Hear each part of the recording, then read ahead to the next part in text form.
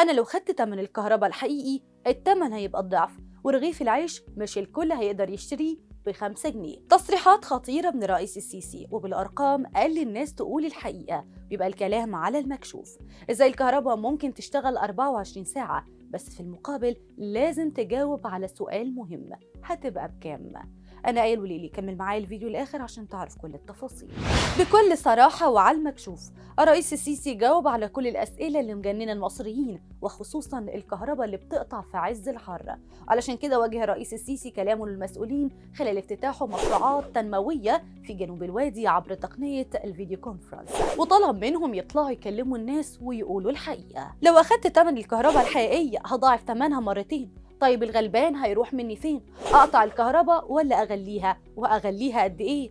اللي بيدفع جنيه هيدفع 2 و3. لو مواطن بيدفع 100 جنيه في الشهر هاخد منه 300 جنيه. طيب بنعمل ايه؟ وانا بتحمل المسؤولية امام ربنا علشان الكهرباء تستخدم 24 ساعة، مفيش قطع كهرباء خالص. لازم اخلي تمن الكهرباء قد تمنها مرتين 3. بقول تاني، ليه ما يزودوش كده؟ علشان مديونية وزارة الكهرباء للبترول قد كده، واللي باخده أقل من التمن، وبالتالي أنا مديون لوزارة البترول.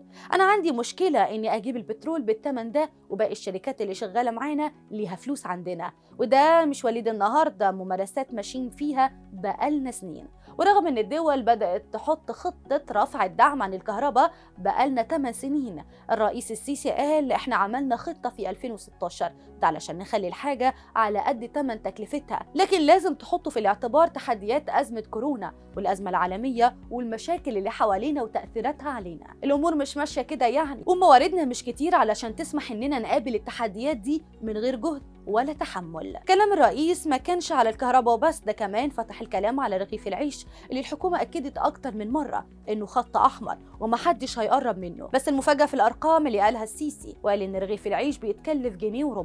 في ناس مش بتحب تتكلم. ليه مش بتتكلم وتقول هو عيب ولا حرام؟ الرغيف أبو شيلن بيتكلف 1.25 جنيه، وبعد ما كانت ميزانية الدولة تتكلف دعم لرغيف الخبز يصل ل 20 و30 مليار، أصبح 120 و130 مليار.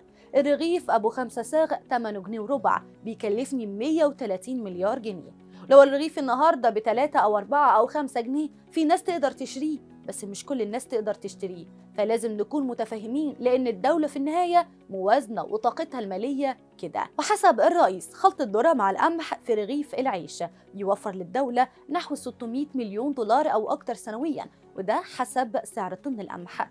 لما حد يتكلم في الموضوع ده بيقول لك دورة ايه؟ احنا مش بنقول نغير في المواصفات للطعم او الشكل، احنا بنتكلم عن حاجة معقولة كده. كمان الرئيس قال ان الدولة في النهاية هي دولة موازنة، وكمان النهاردة هو مش عاوز نيجي نمس حاجة الغلبان علشان نساعد من غير ما نأذيه. بمنتهى الصراحة الدولة مش بتدار بالشكل ده، ولكن بتدار بالجدية والمسؤولية والفهم. ولو الناس فهمت هتيجي معاك ويقولك البديل اهو.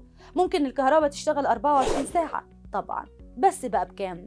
في النهاية قولوا لي ايه رأيكم في الكلام ده، شاركوني برأيكم في التعليقات.